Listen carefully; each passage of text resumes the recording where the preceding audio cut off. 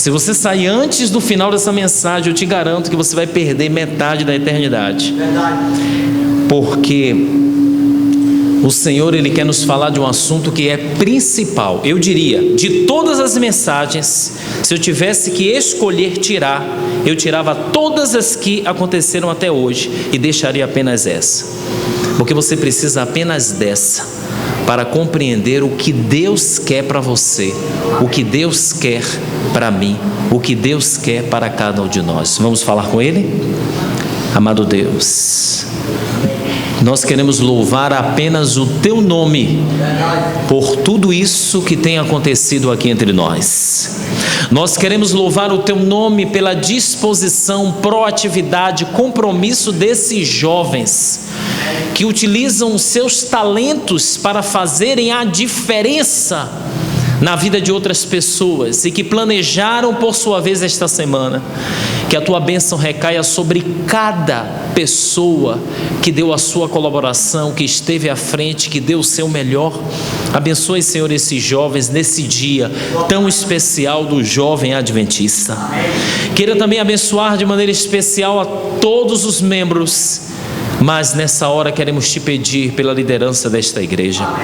Rogamos-Te também por aqueles amigos que chegaram nesta semana para ficar e que certamente continuarão vindo, e que quem sabe no próximo grande momento próximo estará entregando a sua vida por definitivo a Ti. Fala-nos, Senhor, ao nosso coração e conceda-nos esta mensagem, e que saiamos daqui protegendo a nossa fé, e que ela de maneira alguma seja abatida por uma versão do inimigo, por uma versão contrária, e que jamais nos desviemos e possamos descrer daquilo que Tu falaste e prometeste para cada um de nós, em nome de Jesus. Amém. Eu quero convidá-los ao Evangelho de Mateus. Vocês conhecem muito bem essa parte bíblica, mas eu quero dizer para você que conhecer não é suficiente. Você precisa apreender a mensagem que foi apresentada. A cada momento que nós abrimos a Bíblia, eu quero dizer que nós fazemos uma viagem, tá bom? Nós fazemos uma viagem. Nós saímos do nosso tempo presente. Que dia é hoje? 26 de julho de 2014. Você sai desse dia, desse lugar, e retorna, e vai para o tempo que a Bíblia descreve. É uma viagem, e essa viagem você sai do presente e vai para o passado. Isso se chama, em pesquisa, de exegese. E você que estudou e pesquisa também sabe, exegese é você sair do presente e ir para o passado, e você extrair a mensagem. Quando você extrai a mensagem como apresentada, você tem que voltar para aplicar no tempo de hoje. Essa viagem de volta se chama hermenêutica. É uma aplicação. A viagem que você vai, exegese. A viagem que você volta, hermenêutica e interpretação. Então nós vamos agora nos adentrar a um episódio que nós conhecemos muito, mas não linkamos. A gente não faz o link, não une, porque infelizmente, deixa eu dizer uma coisa, a Bíblia não foi escrita com divisão de capítulos e versículos. Isso às vezes faz com que a gente se confunda um pouco e desassocie as mensagens.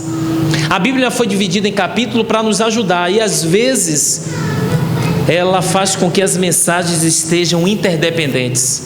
Mas Deus não deu a palavra dividida. Os subtítulos da Bíblia também não são inspirados. Essas palavrinhas aí em negrito que está em cima de cada história, de cada fato, não foi inspirado. O homem que colocou para facilitar. Então eu queria, com base nisso, de convidar um texto para que você visse esse texto em bloco, para que a sua mente possa dilatar e você receber a mensagem do Senhor, tá certo? Vamos lá? Mateus capítulo 3, versículo 13. Muita gente não entende a vida de Jesus porque não entende essa parte da vida dele. E a parte da vida dele une o batismo ao deserto. E eu e você precisamos compreender essa lição hoje. A glória, a bênção espiritual não está desassociada ao deserto. Eu preciso compreender isso. O problema é que eu não compreendo e não aceito, por isso a minha fé é abatida, porque eu penso que apenas a glória reside na vida cristã. Deixa eu dizer uma coisa para você: quando você recebe uma grande bênção, se prepare para a grande prova. É sempre assim. Olha o que acontece com Jesus, a partir do verso 13 do capítulo 3 de Mateus. Nós vamos ler e depois vamos acompanhar o raciocínio, tá? Veja bem: por esse tempo dirigiu-se Jesus da Galileia para onde? Para o Jordão, o rio Jordão, a fim de que João Chegou o grande momento. Jesus vai agora, no tempo determinado, para ser o que? Batizado. Nós conhecemos esse texto. E prossegue, verso 14: ele, porém, o dissuadia. Ele quem? O dissuadia? João. Não é verdade? Ele chegou para ser batizado e João o dissuadia, ou seja, não, eu não posso fazer isso de maneira alguma. João estava batizando e de repente Jesus aparece e diz: eu quero ser batizado, e João diz: você não. Ele apresenta uma razão, razão lógica, razão humana, razão racional. Eu e você concordamos com essa razão, e a razão é a seguinte, clara, direta e objetiva: eu é que preciso ser batizado por ti, e tu vens a mim? João Batista está errado? Totalmente certo. Olha a resposta de Jesus. Mas Jesus lhe respondeu: deixa por enquanto, porque assim nos convém cumprir o quê? Toda a justiça. Então ele o admitiu, ou foi convencido. Eu imagino que naquele momento houve uma discussão, João Batista e Jesus: eu não posso, mas Jesus diz: não faz sentido, eu entendo. Eu sei que eu deveria te batizar, mas não é assim que está escrito, não é assim que Deus deseja. E mesmo sem fazer sentido, para mim e para você, temos que acreditar e fazer o que Deus quer. Amém. Olha aí, pega isso aí e prossegue. No momento em que eles discutem e João Batista acaba sendo convencido, vem o verso 16: batizado Jesus, saiu o quê? Logo da água, e eis que se abriram o quê? Os céus, e viu o quê? O Espírito de Deus descendo como pomba vindo sobre ele, e eis que uma voz do céu dizia o quê? Este é o meu filho amado, em quem me comprazo. Queridos, eu queria que você sentisse esse momento. Como eu gostaria, e você também, jovem, de acordar de manhã e ouvir a declaração de um anjo e dizer: João, Maria, Eveline, Vanessa, eu estou muito feliz por você. Você é um filho que está fazendo tudo certinho. A palavra comprazo é uma palavra antiga que quer dizer: eis o meu filho amado em que eu me alegro. Eu estou feliz pela sua vida, eu estou feliz pelas suas decisões, eu estou feliz porque ele tem me obedecido, eu estou feliz porque ele é fiel, eu estou feliz porque ele me representa bem em Fortaleza, eu estou feliz porque ele de fato é o meu servo. E no Velho Testamento há um elogio também de Deus para Jó. Ele é o que? Jó é íntegro, reto e receber elogios é confirmação. Mas deixa eu dizer uma coisa: nem sempre na vida cristã há confirmações. É por isso que no livro Orientação para a Criança diz que os pais têm que elogiar os seus filhos, porque os filhos caminham sob os elogios do pai. Nós precisamos de confirmação. Nós precisamos que alguém diga: você está no caminho certo, você está fazendo o que é certo, parabéns. Mas imagine agora vendo o elogio de Deus. E eu tenho que considerar uma coisa: eu estou falando do Jesus Cristo humano. A gente precisa compreender aqui uma coisa, por favor, compreenda. Jesus Cristo, ele era nesse momento 100% homem, sim ou não? E também 100% Deus, sim ou não? Isso é um mistério. Mas sendo 100% Deus e 100% homem, ele abdicou da divindade. Não é que ele perdeu, ele encostou. E nós compreendemos Filipenses 2 quando diz assim: sendo Deus, não tomou por usurpação ser o quê? Igual a Deus. O que eu tenho que entender é o seguinte: Jesus Cristo aqui é um relato de um homem. E deixa eu dizer, até ali Jesus não tinha, olha o que eu vou afirmar, até ali Jesus não tinha a consciência humana de que era filho de Deus. Ele caminhava pela fé, como eu e você caminhamos. Verdade. Às vezes a gente se prende muito de que Jesus não pecou, mas o fato de Jesus não ter pecado não quer dizer que Jesus não errou. Vou repetir, para que ninguém me apedreje. Eu preciso voltar para Natal amanhã. Vou repetir. Jesus Cristo não pecou, mas não quer dizer que ele não errou, que ele não cometeu erros não factuais. O que é um erro não factual? Se você vai andar e não vê a pedra, você tropeça, sim ou não? Ele era humano. Se ele estivesse cortando uma madeira e não visse, ele poderia cortar o dedo, sim ou não? Poderia. Digamos que ele não estudasse para uma prova no dia seguinte, ele tiraria 10 porque era Deus? Imagine Jesus fazendo uma prova como menino, e ali no entanto ele não sabia. Aí eu vou puxar a minha divindade para responder essa questão. Se ele fizesse isso, ele já estaria derrotado. A maior prova de Jesus era ter tudo e não usar o tudo que tinha. Para pensar comigo. Agora você vai balançar os neurônios, tá? Preparado? Jesus Cristo, sendo Deus, é o seguinte: Deus, ele não pensa. Você já parou para pensar que Deus não pensa? Ele sabe. Ele não precisa pensar. Deus, ele não se desloca. Ele está. Deus, ele não deseja. Ele tem. Mas o Jesus que nós estamos analisando aqui é o Jesus homem, que venceu como homem. Por isso ele orava e antes de realizar um milagre, ele pedia ao Pai e vencia pelo Pai. Mas para aí, não termina aí. Olha que maravilha, saiu do batismo, pumba, voz, chamou a atenção, clarão, todo efeito. E as pessoas pararam. E todos ali ouviram: esse de fato é o filho de quem? De Deus. Você quer uma maior confirmação que essa? Jesus saiu todo, não é? Cheio. Como é bom a gente ser confirmado, né? Eu fico imaginando Jesus sair da água. Ele só não saiu orgulhoso porque eu sou. Obrigado, Senhor. Eu fico imaginando aquelas pessoas que tinham dúvida quando ouviam falar: Jesus é. Não sei se é. E agora ouviram: meu Deus, ele é.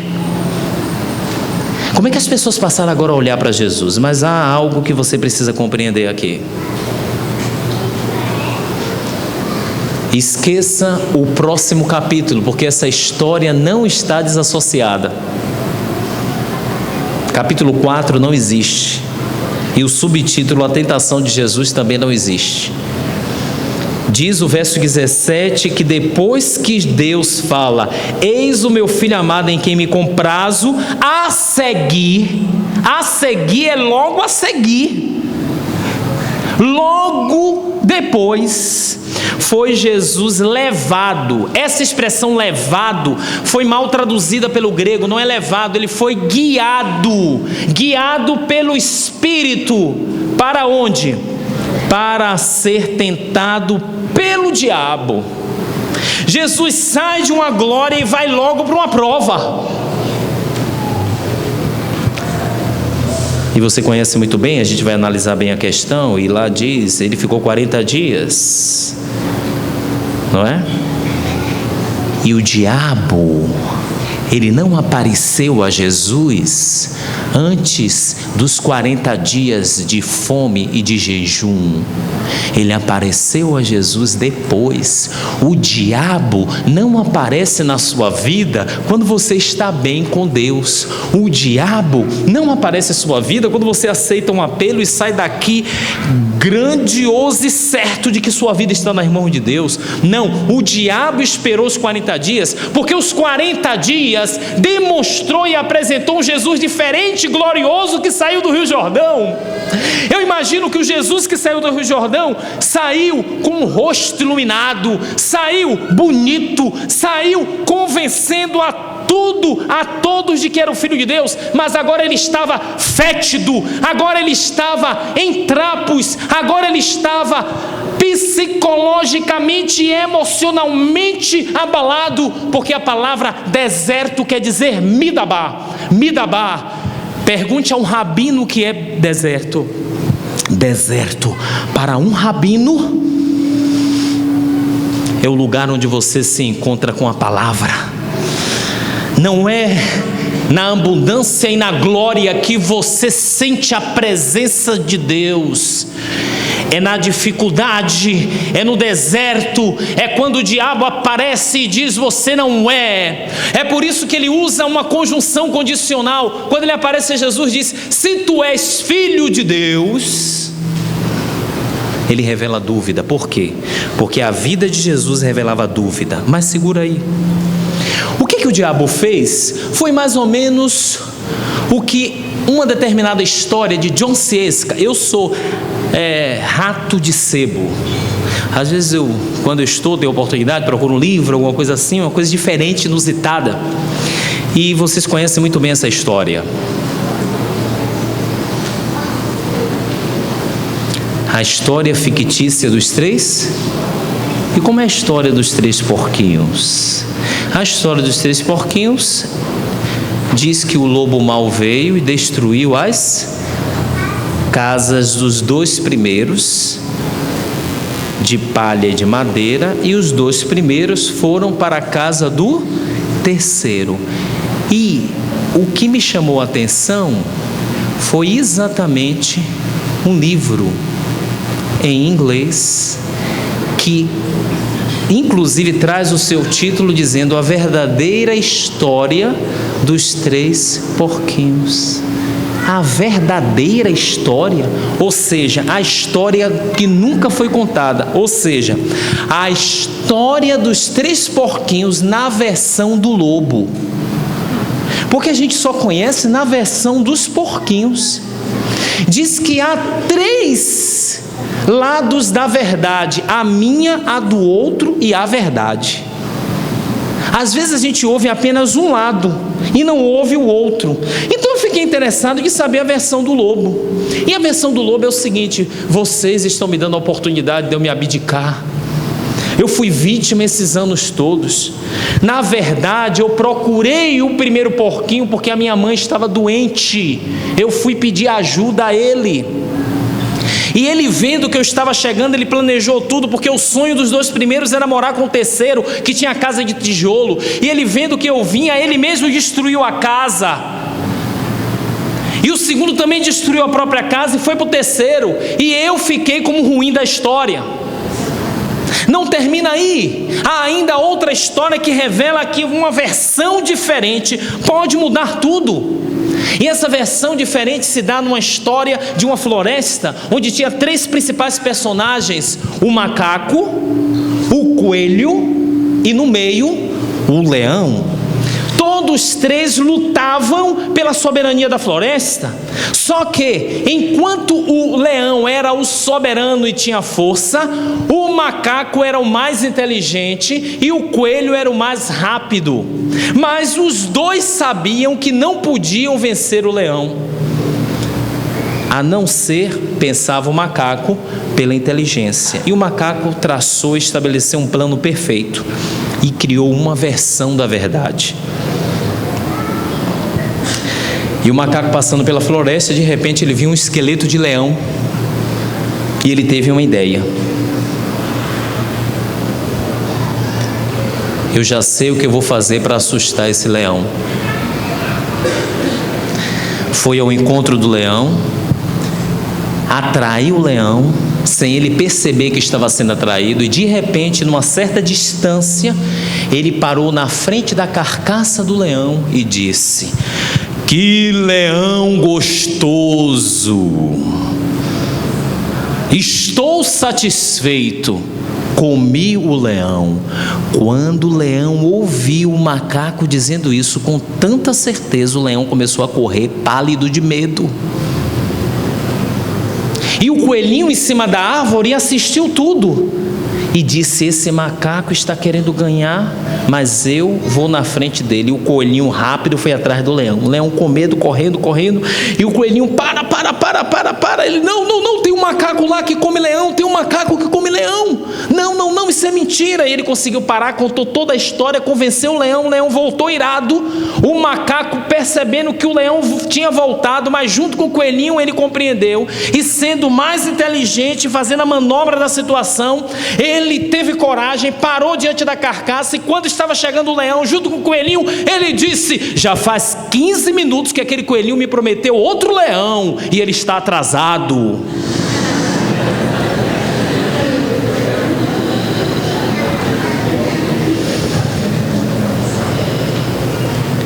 Queridos, essas duas histórias que revelam a versão do lobo e a versão do macaco, é exatamente o que acontece com Jesus. Ele sai do rio Jordão, glorioso, e de repente chega no deserto fétido. E agora você vai compreender as 3 tentações. É por essa razão que, a partir do verso 2 do capítulo 4, diz: e depois de jejuar 40 dias e 40 noites, teve o quê? Fome. Então o tentador, aproximando-se, lhe disse: se o quê? Se tu és filho de Deus, manda o quê? Que estas pedras se transformem em pães. O que o diabo está querendo dizer aqui? O diabo sabia. Se você for no Oriente Médio, você vai perceber que pedra e pão, se você colocar um pão e uma pedra, uma do lado da outra, você não vai saber distinguir a olho nu, porque a pedra é a mesma aparência do pão no Oriente Médio. É como se o diabo dissesse: é uma pedra que pode ser pão, transforme, você pode, use o seu poder. Você não é Deus? E aí vem a resposta de Jesus. Jesus olha agora para o inimigo e diz assim: não só o quê? De pão viverá, mas de toda palavra que procede o quê? Para agora aqui. Existe sempre uma pregação e conclusão errônea acerca dessa declaração.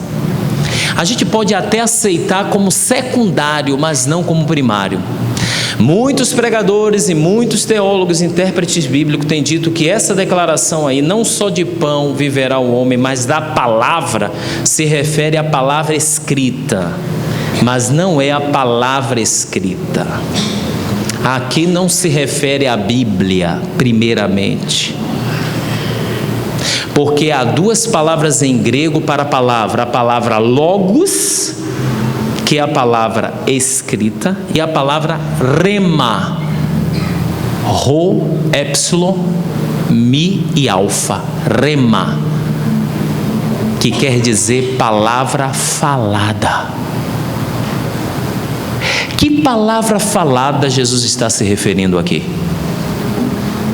A palavra falada por Deus. Olha que coisa linda. O que Jesus está querendo dizer é o seguinte: não só de pão, não só de razão, não só de lógica vive o homem. O homem vive a partir da confiança do que Deus diz. Deus disse que eu era o filho, que eu sou o filho de Deus. E se Deus disse que eu sou, não é o deserto, não são as minhas vestes, não é a minha situação, não é o meu problema, não é, enfim, o que eu estou passando que vai fazer com que eu descreia que não sou, ou descreia que eu sou. quero dizer para você, meu querido, o seguinte: o diabo ele vai procurar as situações mais difíceis da sua vida para dizer no seu ouvido: Deus não está cuidando de você. Deus não te ama. Ele esqueceu de você. Olhe para a vida das outras pessoas. As pessoas conseguem, fazem isso, aquilo. Olhe para a sua vida. Olhe para você. Ele te esqueceu. Você não tem valor. Se você fosse filho de Deus, você não passaria pela aflição que você está passando. A sua oração que você está orando há tanto tempo seria ouvida. E ele começa de uma forma racional a mostrar: olhe para a sua conta bancária, olhe para o seu casamento. Verdade. Olhe, enfim, para as circunstâncias da sua vida. E eu quero te dizer uma coisa: você não é filho de Deus. Porque se você fosse, você não estaria como está. Mas Jesus rebateu: eu sei que eu não pareço, que eu não cheiro, que eu não me apresento como filho de Deus, mas eu sou. Amém. Porque eu confio não na lógica humana. A despeito da lógica, eu fico com a palavra falada de Deus. Verdade. Por que você tem desanimado tanto? Não é por essa razão? Não é por isso? Quando não dá certo aquilo que você pede e espera, a tendência natural para mim e para você é descrer que somos filhos de Deus e, por tabela, descrer que Deus está nos guiando e que Deus é Deus na nossa vida. Mas o diabo, ele é perseverante. Ele poderia fugir ali, mas ele não fugiu. Ele continuou. E ele olha agora para Jesus e diz: tudo bem, você quer acreditar na palavra que foi falada? Vamos fazer o seguinte: antecipa logo e se revele como Messias. Ele não falou isso claramente, mas a sua segunda tentação é um convite a isso. Porque a segunda tentação diz assim: se tu és filho de Deus, atira-te abaixo, se jogue do penhasco, porque está escrito: aos seus anjos ordenará a teu respeito que te guardem, eles te susterão nas suas mãos, para não tropeçares em alguma pedra. Sabe por que o diabo falou isso? O diabo se estabeleceu de uma lógica. Havia um dito entre os judeus que aquele que se lançasse abaixo e não morresse seria o Messias. Provaria para todos que era o Messias. Então Jesus tinha a chance ali de provar para todos que era o Messias de fato. E a resposta de Jesus foi: não tentarás o quê? Quando é que eu tento ao Senhor teu Deus? Jesus estava dizendo o seguinte: eu sei que eu serei revelado como Messias, mas se eu for revelado fora do tempo de Deus, eu estou errando. Vamos aguardar, vamos ter paciência. Eu não vou tentar o Senhor teu Deus. Queridos, quando o problema vem, quando a oração demora de ser atendida, o diabo diz: se antecipe, faça o que tem que fazer. Não é o que você acredita que Deus vai fazer? Lembra de Jacó? Lembra de Rebeca? Lembra de Isaac? Se antecipa, faça. E Jesus simplesmente disse: eu espero. Querido, você já parou para pensar que toda vez que Deus quer preparar uma pessoa, Ele primeiro leva para o deserto? Isso aconteceu com Moisés, isso aconteceu com o povo de Israel, isso aconteceu com Elias, isso aconteceu com a igreja remanescente, e isso vai acontecer com você. Não fique pensando que a sua vida vai ser perfeita todo o tempo. Antes de ir para o céu e fazer essa viagem, você vai ter que ser provado, porque o céu é muito bom para que sejam levados pessoas que não têm certeza que querem de fato estar lá. Lamento te informar, mas se você já está no deserto, confie em Deus e permaneça no deserto. E se você não está no deserto, se prepare, porque o deserto virá.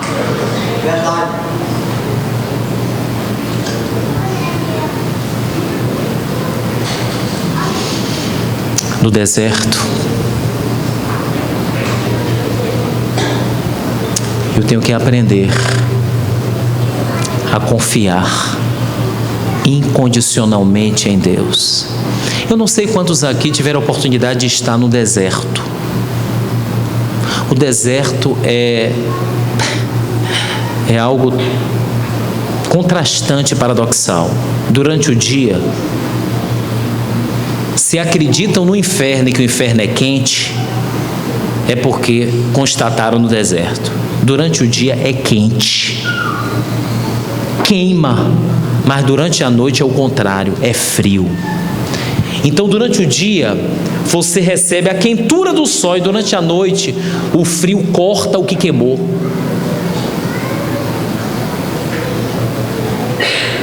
Se durante o dia a pele é queimada, durante a noite o frio corta a pele queimada. No deserto você sente os uivos. No deserto você não vê nada. Parece que o perigo é iminente. Parece que a morte está do seu lado. Esse é o deserto. Interessante é que Mateus ele escreve com intencionalidade, porque ele ilustra a vida de Jesus, como se fosse a de Moisés. Ele ilustra, e isso se chama Midrash, que é a interpretação espiritual da história. Você já parou para pensar? Moisés no deserto, depois do deserto, o Monte Sinai, lei de Deus. Jesus no deserto, depois sai para o Monte das Bem-aventuranças. Moisés perseguido por Faraó, Jesus também perseguido por Herodes. Já viu como é uma história totalmente, isso se chama Midrash. A vida de Jesus representada como a de Moisés. Assim é a nossa vida. A primeira tentação, o desejo, fome, necessidade vital. Muita gente abandona o Senhor e a sua palavra pela necessidade vital, transgride os seus mandamentos porque tem que trabalhar para comer, beber e vestir. Você conhece gente assim? A apostasia se dá primeiramente pela sobrevivência. Muita gente abandona a fé porque não consegue ser fiel e olha para um lado, olha para o outro e tem que se render ao que o diabo oferece e as propostas que estão à nossa frente. A fome é fome. Diz que se conhece o homem de barriga vazia quem ele é. Ele é capaz de fazer loucuras. E principalmente quando vê os seus filhos com fome. E quando eu falo de fome, eu não estou falando de fome de você dar 20 para as 2 e dizer, estou com fome, vou almoçar. Não é essa fome que eu estou falando ocidental, não. A fome oriental é a fome de 2, 3 dias. A comida era rara no deserto. A bebida também era rara no deserto. Comida e bebida, comida e água é algo que... É por isso que nas bem-aventuranças Jesus diz que bem-aventurados que têm fome e sede de justiça. Quando ele fala fome e sede, é fome e sede baseado no parâmetro e no exemplo do Oriente, não é do Ocidente. Porque o Ocidente não tem fome. Não sabe o que é fome. Fome é oriental. Ele sabe o que é fome. Que tipo de fome você tem pela palavra? Que tipo de desejo você tem por Deus? Que tipo de preço você tem pago para estar ao seu lado? Olhe para sua agenda? Quanto tempo você fica diante da televisão? Quanto tempo você investe diante do Face? Quanto tempo você investe para responder o WhatsApp? Quanto tempo você investe para as coisas que você ama e quer? E quantas vezes você investe para Deus? É possível que muitos dos que aqui estão só abriram a Bíblia quando estiveram aqui na igreja.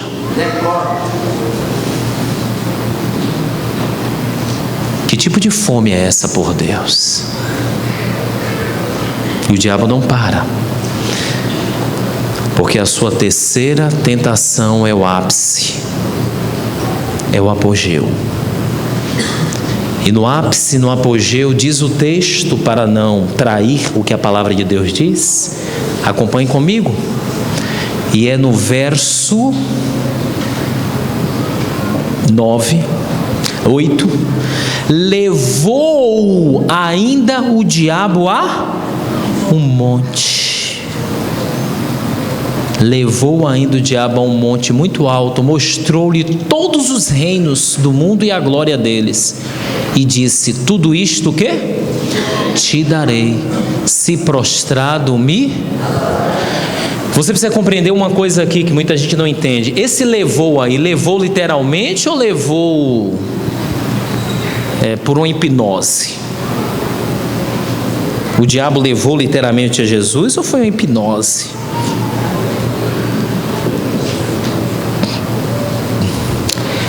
Eu só chego a uma conclusão clara pelo Espírito de Profecia. Desejar todas as nações diz que a mente de Jesus não foi afetada em nenhum momento, nem na cruz. Quando lhe ofereceram vinagre, ele recusou. Isso significa que a sua mente estava intacta. O seu poder de decisão estava controlado. E a hipnose tira o poder de decisão e o poder de escolha.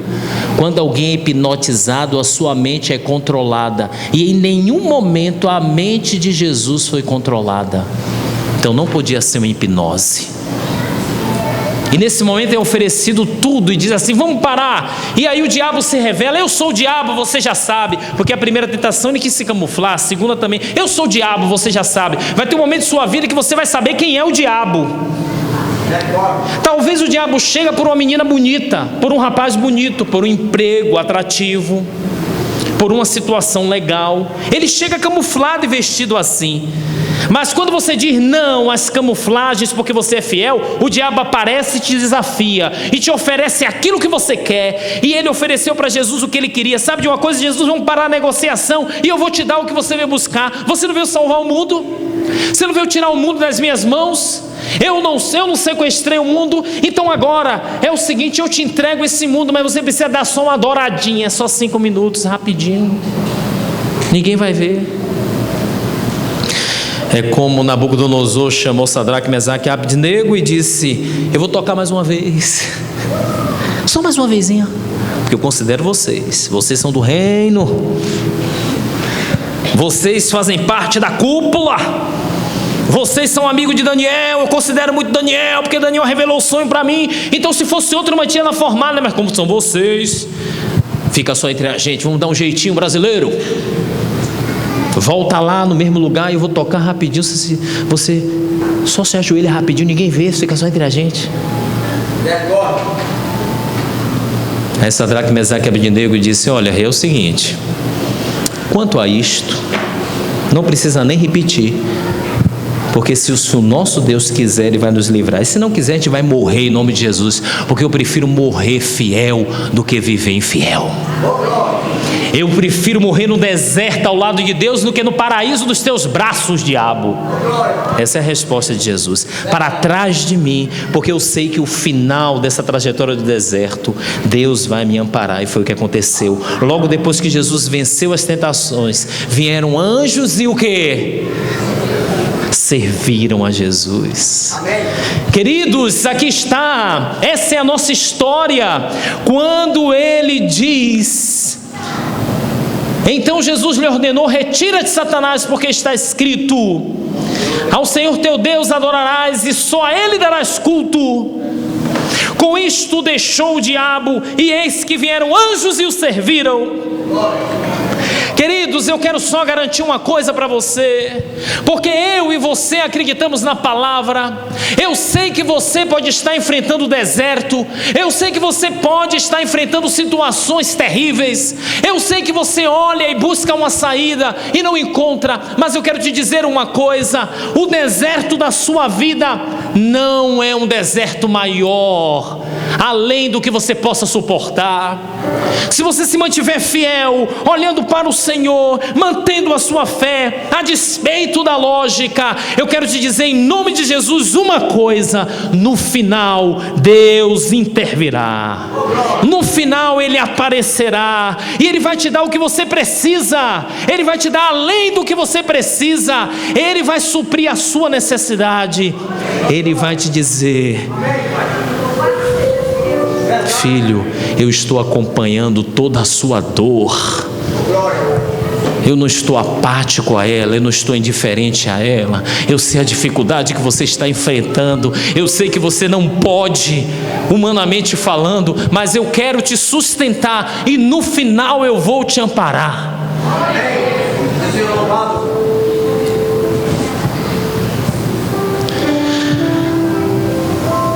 Essa é a mensagem realista, não tem outra. É nesse momento que a sua fé fortalece ou enfraquece. É nesse momento que você vence ou é derrotado. É nesse momento. É hoje que você precisa sair daqui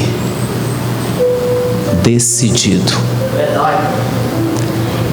a não fraquejar, nem se ajoelhar, nem que seja por um minuto, para o inimigo.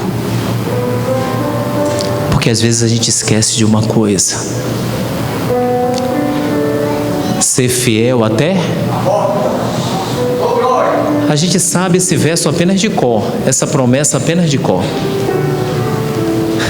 Mas para muita gente, o verso era ser fiel até a perda do emprego, ser fiel até que alguém me persiga, ser fiel até que alguém conte uma mentira contra mim, ser fiel até que o meu casamento não desfaleça, ser fiel até quando eu não seja injustiçado, ser fiel até quando alguém não me olhe atravessado da igreja, quando o pastor não me condene, quando a comissão haja de maneira contrária a mim, de maneira ilógica e errada. O nosso até é muito curto, o nosso até é muito humano, o nosso até é muito evidente. O meu até, pela graça de Deus, tem que ir até a morte, e quem não viver isso agora, no momento da perseguição, vai abandonar, não vai deixar a casa que tem, não vai deixar os bens que tem, não vai deixar as pessoas que tem,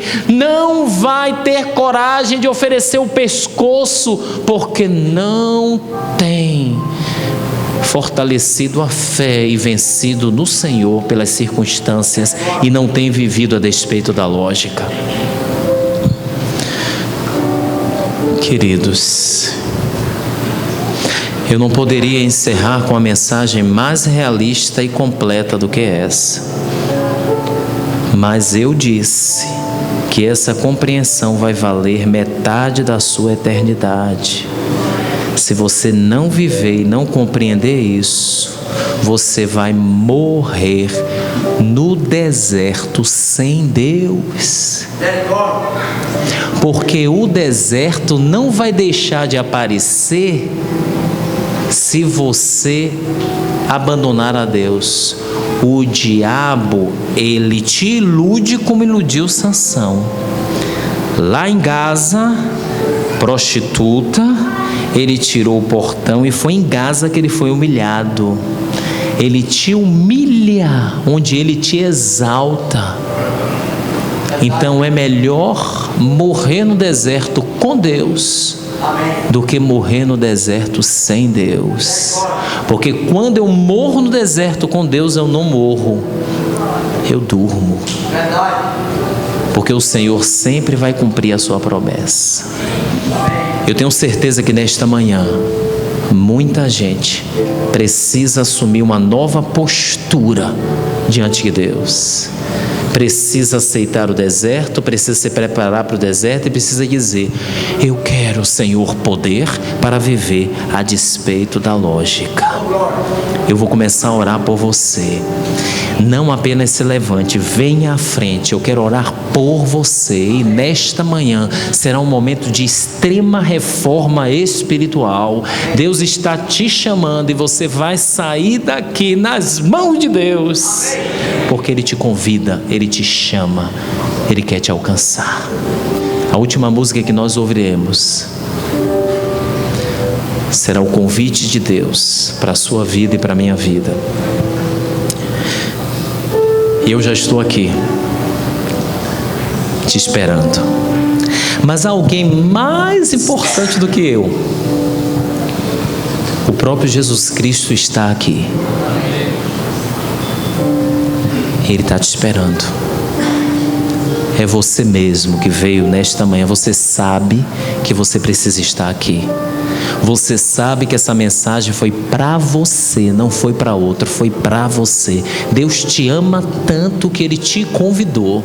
Deus te ama tanto que Ele te trouxe. Deus te ama tanto que Ele quer que você se manifeste, porque Ele tem uma bênção para a sua vida. Ele quer te alcançar nos seus braços. Ele quer que você saia daqui seguro e certo de que a sua bênção vai te manter e você vai atravessar o deserto e todas as tentações que o diabo trouxer, a despeito da lógica. O Senhor quer te receber.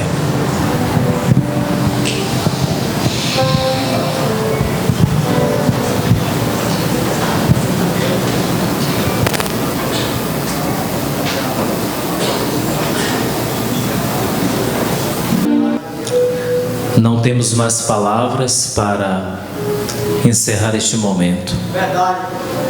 Apenas queremos entregar a nossa frágil decisão em Tuas mãos.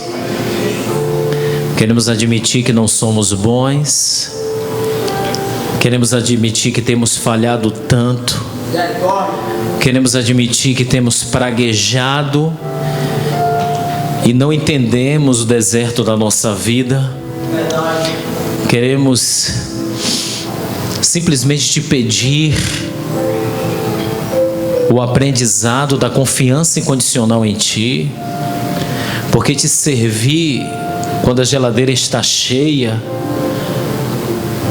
quando a conta está positiva, quando o meu orçamento permite que eu e minha família façamos o que a maioria das famílias não podem fazer, quando a minha empresa vai bem, é muito fácil estar aqui e dizer e acreditar que somos Teus filhos. O problema ocorre, Senhor, quando nós nos vestimos em trapos, quando emocionalmente nós estamos fétidos, quando o deserto chega na nossa vida, quando as pessoas ao nosso redor ficam prescrutando, como os discípulos disseram àquele cego: ah, está passando por isso porque pecou, alguma coisa errada está na sua vida. E os amigos de Jó se aproximam de nós e nos julgam, mas nesta manhã nós queremos te pedir forças para que prossigamos. É só isso que nós pedimos. Obrigado, porque não precisou de uma semana inteira para que fôssemos alcançados completamente. Abençoa essa juventude, a liderança que estruturou e programou tudo isso, aos líderes dessa igreja que acreditaram, Tudo isso, Senhor, é para esse momento, para nos rendermos à Tua palavra. Teremos uma igreja melhor, teremos uma igreja mais vibrante, teremos uma igreja preparada para o céu. E se há alguém entre nós, um dos convidados, que pensaram que vieram aqui porque foram convidados por alguém, que Tu digas ao seu coração neste momento que ele foi convidado por Ti. Que ele sinta neste momento o Teu amor por ele e que ele chegue à conclusão que não deve nunca mais se apartar deste lugar. Entregamos em Tuas mãos as pessoas que serão alcançadas em janeiro, se assim for da Tua vontade. Que possamos trabalhar por isso. Avancemos, prossigamos, em nome de Jesus. Que Deus abençoe a cada um. Diga para o seu amigo do lado: estou nas mãos de Deus. Que venha o deserto,